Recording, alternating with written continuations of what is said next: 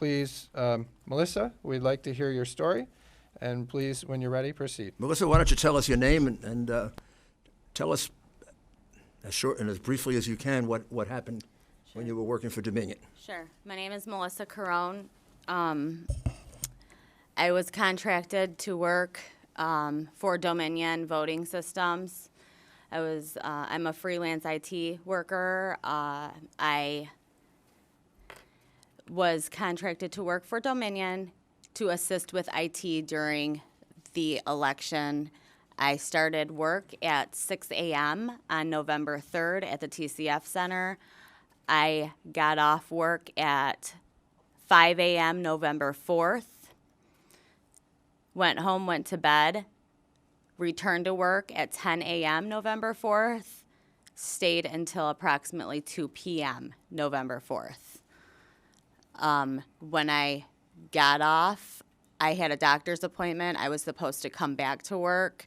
One of the Dominion employees, he's in my affidavit, his name is Samuel, texted me and said, "We're almost done counting ballots. We don't need you to come back." It was getting a little rowdy when I left. I really didn't want to come back anyways. So that is why that I was contracted to work for Dominion, assisting with IT. And when you were working there, what did you observe? I observed numerous employees, city workers, running batches of ballots through the tabulators countless times without discarding them first. The tabulating machines would jam 2 to 3 times an hour. When they would jam, the correct process would be to pull out the problem ballot that jammed. Say the problem ballot was number 24 out of 50. I wasn't allowed to touch any hardware at all. I would assist them, tell them to pull out this ballot, put the problem ballot on top. In Michigan, our ballots from the tabulators don't just drop into steel ballot boxes. They are now, as they got tabulated, they are now on top of the tabulating machine, okay? So instead of them taking these, so say, let's keep it number 25 is the problem ballot, it got jammed. So the computer would throw an error. It would say ballot number 25, there's an error. I would say pull out ballot number 25, slowly pull it out, put it on top, take the ballots that had already been tabulated, which are on top of the tabulating machine now, put them all back in a stack, discard the entire batch, and re-scan it. Instead of discarding, they were just rescanning, counting ballots 9 to 10 times, counting votes 9 to 10 times. So they were counting the same ballot, the same vote, 9 or 10 times? Yes, sir. They were counting them 9 or 10 How many times did you observe that? These machines would jam 2 to 3 times an hour, each machine. There were approximately 22 to 24 tabulating machines in the TCF Center. I observed it thousands of times. Thousands of times?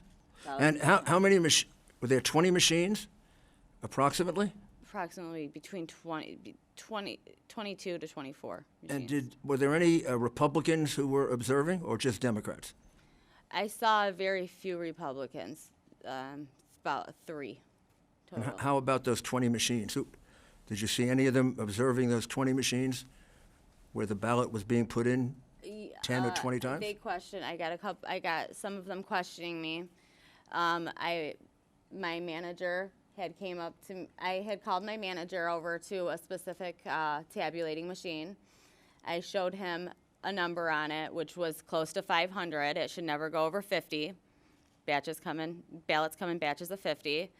I said, we have a severe problem here. Nick, autonomous, which is a part owner of Dominion, And he said, Melissa, I don't want to hear that we have a problem. He said, we are here to assist with IT. We are not here to run their election. That is exactly what he said to me.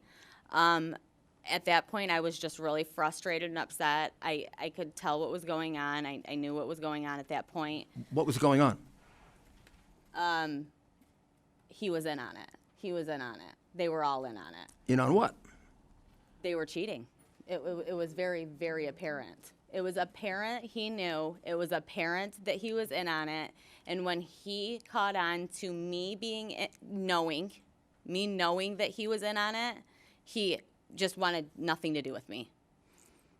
Now, did there come a time when 2 vans pulled up Yes. in the back Yes, sir. late at night? Yes. Tell us about that. Approximately 4 o'clock, the garage door of the TCF Center opened. The counting room in the TCF Center is in the basement. So when the garage door opened, a van pulled up, one on day shift, one on night shift. They were supposed to be for food because they were short on food for the workers. That's what they said over the microphone. That's what Daniel Baxter said. He said they had food for 1/3 of the workers, and that they would provide food and it would be there shortly. Well, food never came out of these vans. Yes, what's your point of order, Representative? We have these people coming in here testifying, making claims. They should be under, we should have them under, what do you call it? Oh, Under oath. Representative, we don't Under do oath that. here. Representative, here's my we're not affidavit. gonna do I'm that. under oath. You're out of I order. have an affidavit. I'm under You're out oath. of order, Representative. We Mr. don't do that Chairman, here in Mr. Michigan. Chairman, she We've has- never done that. I wrote an affidavit. Mr. Chairman, We're gonna move on. she has an And Biden affidavit. never has done. She has an affidavit under oath. And it should not be Representative. and under oath. Please continue, and if we could have fewer back and forth, and maybe you can tell your story. No, I'm talking with Mr. Giuliani. We really want to get through this, I and know. this is sort of a format that is a little unusual to our committee. So if it's possible to tell a little more of your story, and I understand you're trying to speed it up, but we want to make sure we get through everything today, Mr. Giuliani. Pardon me? Good. And read some from your affidavit. That's your affidavit under oath. So I have 19 things in my affidavit. I was at the TCF Center for 27 hours. I'm a mother. I have 2 children, and I have 2 degrees. I'm very, I would never, I don't know any woman in the world that would write an affidavit under oath just to write it. You know, you can go to prison for this. So anyways, I want to make this very clear. I was initially supposed to work at the Detroit Department of Elections building. That was an order by my manager, Nick Economagounis, part owner of Dominion. I have it all in emails. I was trained on the adjudication and tabulation process. So in the email, it says you are to park in a parking lot and get shuttled over to this, they referred to it as the Chicago warehouse.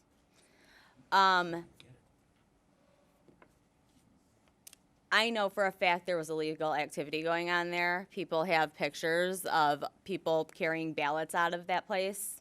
There is pictures of vans full of ballots coming out of that place. If it wasn't for my mother, I would have went there. My mom told me, no way.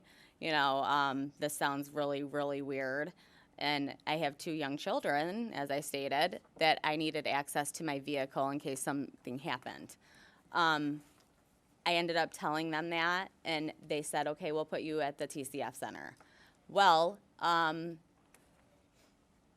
Samuel, there was 5 employees, 3 permanent employees of Dominion, 2 contract employees, me, a contract employee, and there was a 90-year-old man. last name Smiley. I have all of his paperwork. I have all their names, last names. 4 employees that were scheduled to work in the city of Detroit that were not at the TCF Center were all at this Chicago warehouse, which was the city election department building. Anyways, so I also witnessed there was a point in the night where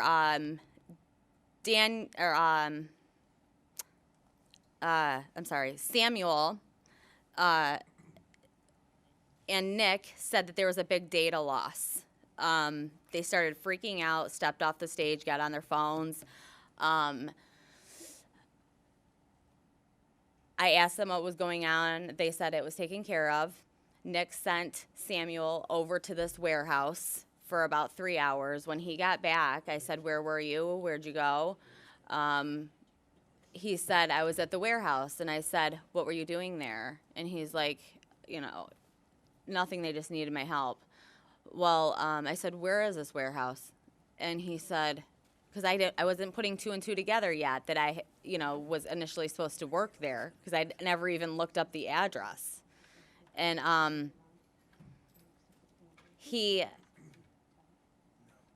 what I believe is it wasn't a data loss. It was actually when they found out Trump was ahead 100,000 votes, and they sent Nick over there to assist with these ballots that came in these vans full of ballots that people can attest to, that they witnessed being carried out of these vans at the TCF Center. I didn't see any ballots being carried out of vans. I'm not going to lie. I didn't see anything being carried out of them, but I know people who have and that did see this occurring. But I also witnessed the adjudication process. Numerous adjudicators machines were, all the ballots were being judged by 2 Democrats. I heard them talking. One woman said to another woman, "Are you a Republican or are you a Democrat?" She said, "I'm a Democrat." And she said, "Well, so am I. Let's sit together." Sat together all night judging ballots. Thousands of ballots got judged all night by the reason the rule's there is so it can be a fair process. It wasn't a fair process. It wasn't a fair process at all. And the tabulating problem with them running numerous ballots through these tabulators and just continuing to do it. I had a friend that I knew for over 20 years, and he came up to me and said, he was working the night shift. He came up to me and said, "Melissa, we did not get any training at all, none." He goes, "I have no idea what I'm doing." He was with 3 other people. I said, I just told my manager that. I said, "I could tell you guys don't know what you're doing." And he said, "Nope, we were trained on the adjudication process, not the tabulation process." And I said, "So you don't know what you're doing?" And he said, "Nope." I said, "Great, that's just great." Because nobody was helping me. I was, running around assisting these people all night long. And it was all day and all night. It was crazy. And they were running these ballots through without discarding them countless times. There were so many ballots that ran through these tabulators numerous times. Without any oversight at all. There's so much. This election, I will say, these Democrats took every avenue possible to commit fraud in this election. And what I saw on the 3rd and 4th was over 20 counts of fraud being taking place in front of my face. And this isn't counting, the ballots that are found in rivers, the ballots found under rocks, the ballots, that ended up. Representative, please. Let me tell you why I'm Representative, asking you to hold it. do you have a point of I order? love how you can What's just your say point of whatever order? you want to say. Do you have a point of order, Representative? She's just. fraud. This is funny. All right. Ma'am, please continue. Yeah, so, And also, by the way, I mean, can you maybe speak to your experience? I know we've heard stories of ballots being thrown in rivers, but I want to make sure we're speaking to your experience because we have limited time and we got to Absolutely. get our questions in and the Okay, other well- witnesses. So is there more to your experience? And then, well, okay, I called the FBI Yeah, okay. on the 8th, November 8th. I talked to 2 separate women, over 40 minutes. The first one gave her all my information. The phone mysteriously cut out, and she never called me back. I was waiting for her to call me back. She never called me back. I had to call them back, and they never called me back. Never got a call back. Still haven't got a call back. And I had somebody else working on it that has a neighbor that's an old FBI agent, and still haven't heard back from that. Can I ask you just one last question? Sure, sure. Melissa? So how many ballots would you estimate in front of you that you observed were counted multiple times in the machine? Can you put a number to it, an estimated number? At best least you can do. 30,000. At least 30,000. Okay. Thank you. Okay. thank you. And I guess I'll ask a question. I just want to understand. So what is your role with Dominion? Can you clarify that? Hey, you're welcome. My role with Dominion was to assist with IT for the election. So are you you're some kind of contract employee? I was a contract employee, yes. Okay, of what organization? I'm sorry. Who do so were you were like a contract employee of Dominion, or was there some? So I have my Contractor. resume everywhere, Yeah. you know, and because I was laid off from Ford, Mm-hmm. so they just found my resume and called me and said, "Do you want to work the election, the 3rd and the 4th?" I see, but you were employed directly by Dominion. Did Dominion pay me? No. PDS staffing paid me. Okay. Because they called me, but I was working for Dominion. Yes. Okay. Something very, very suspicious too, must I add, that we were not allowed to wear name tags at all. We were not allowed to talk about who we worked for. They were very secretive. They didn't want anybody knowing anything about them.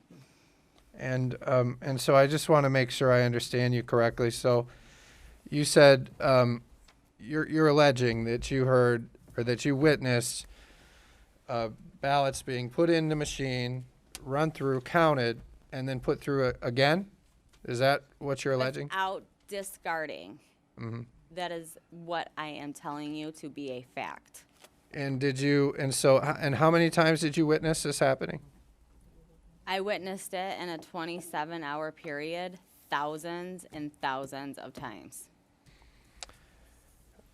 Yeah, that's very interesting, and I will note, Dominion won't come before this committee. I've asked them, and so far they've refused, and I do want them to come before this committee because we need answers from them about how their They're machines missing. work. They're So we're going to continue to try to get them here, but with that, I'll go to Representative Lefebvre.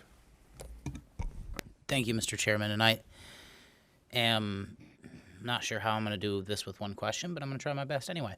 So, with these tabulator machines, of which you estimate there are approximately 22 to 24,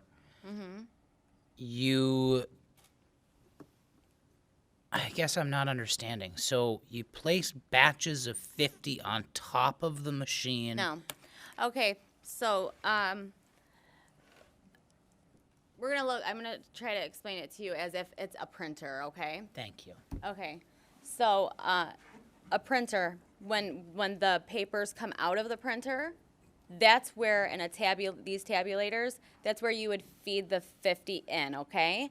Now, on top of the printer, right? So where the scanner would be, right? If it's like a 4-in-1, right?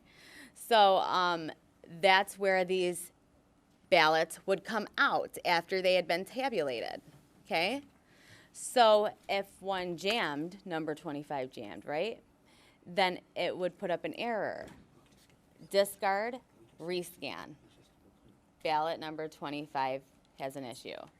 So they would then take all the ballots that had been tabulated from the top, right, that are now on the top, the 24 that are on the top, the ones that are on the bottom that haven't been tabulated yet, okay? And number 25, the problem ballot, they would put number 25 on top, they would discard the entire batch, and then they would rescan it.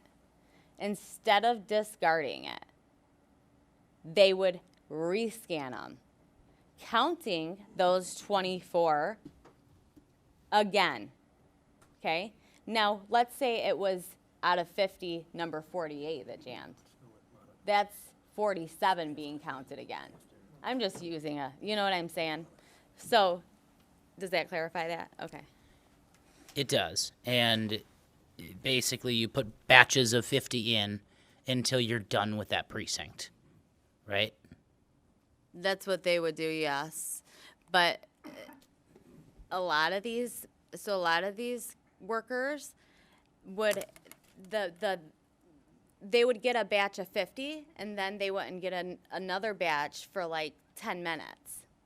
So then the ballot box was behind them, the steel ballot box. So they would have this batch of 50 in front of them for 10 minutes with no oversight. So they would run them through again with no oversight. They just had no idea what was going on. And if they did know what was going on, I'm giving them the benefit of the doubt, right? So I'm saying they have no idea what's going on. Who knows? They did. You know, I have no idea. That was I know helpful. what my friend said. Thank you, Mr. Chairman. Representative C.A. Johnson. You're on our list. Did you have a question?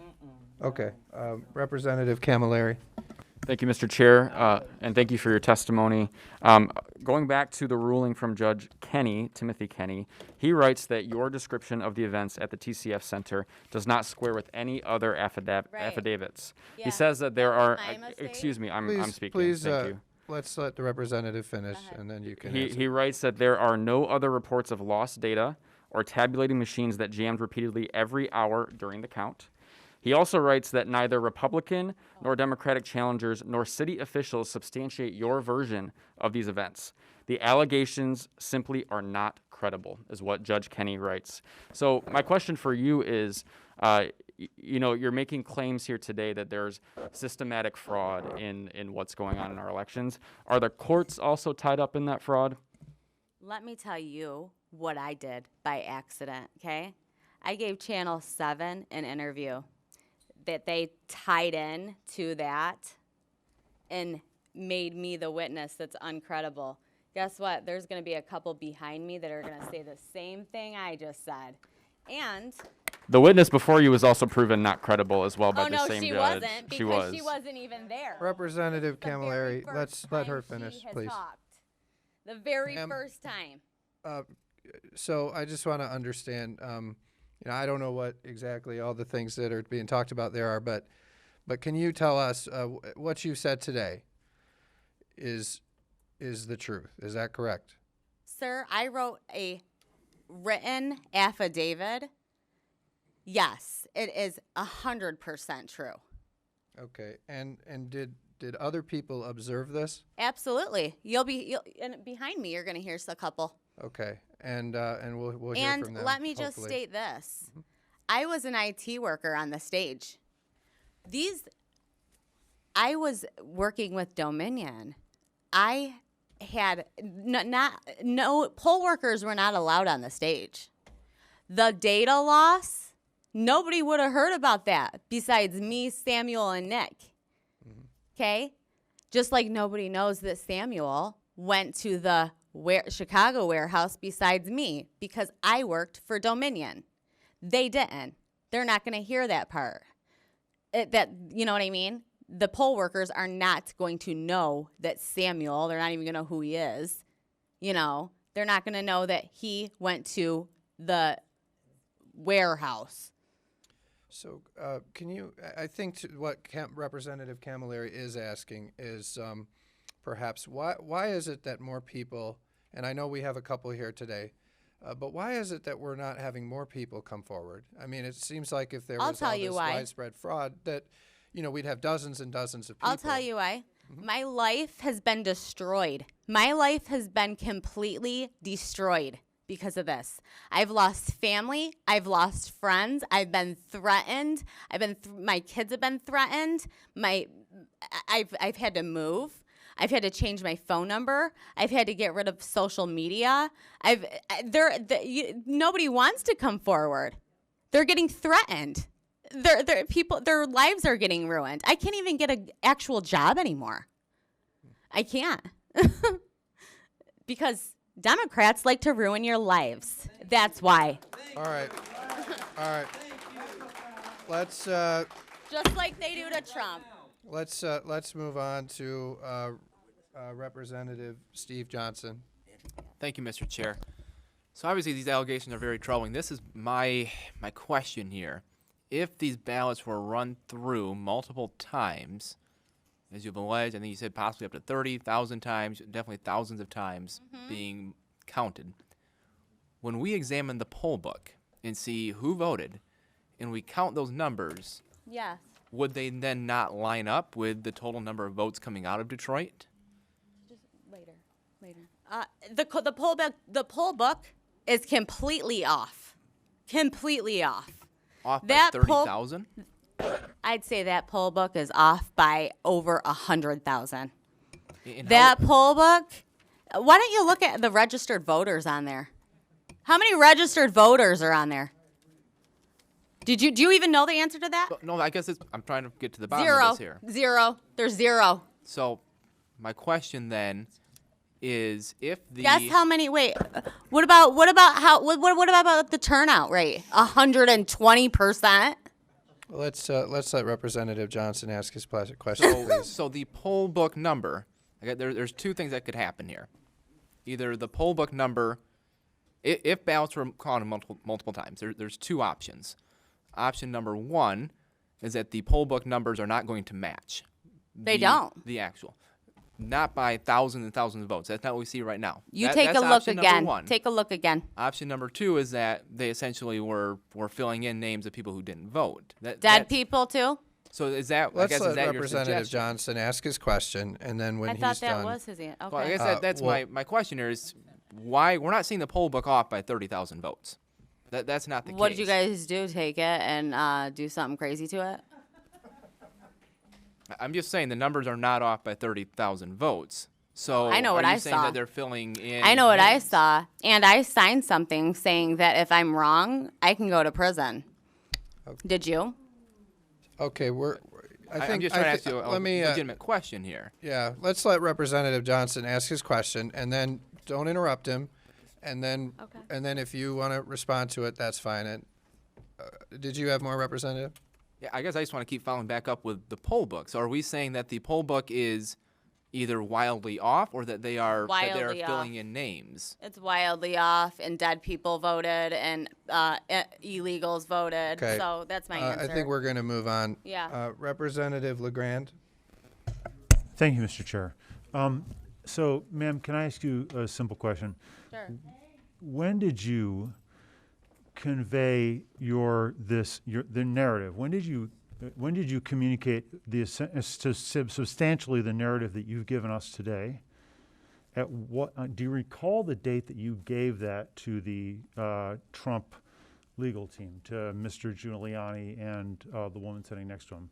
To Mr. Giuliani, To the team. to them, I'm working with a different attorney. Well, they're here with you now, and they heard your story, and it's not the first time they heard it. When did you tell them? I have When did you not give them spoken essentially directly the narrative to Mr. Giuliani. Pardon? I'm not. Don't be. I'm not asking you to finesse here.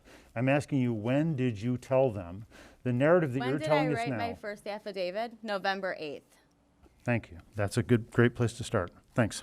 Right. All right. But does that answer your question? Because think it does. it was If sent to it's- Lauren if it's- McLaughlin. If the And I narrative. don't know. I think if we're he- good here. Got it. We'll move on. So thank you, Representative LeGrand. Just clarify for the record, I met her for the first time today and talked to her for the first time yesterday. if you're saying the affidavit is essentially consistent with her testimony today, and that was submitted on November 8th, that's great. That's what I wanted to know. I can't hear you, I'm sorry. That's okay. I think everybody else could. His statement was, I think his statement was, if the affidavit matches the testimony today, you're good. Is that what you said? Of course it matches it. Okay. All right. With that, I think we'll move on to our next person, if that's all right. Thank you for your testimony today. Andrew Cito and Hima. Is that right, or are we going to do the colonel? I Which thought one? we'd do Andrew and Hima next together. Okay. They're the let's do two it. people that she mentioned. All right, that makes sense since you mentioned it. Maybe they can do it together. All right.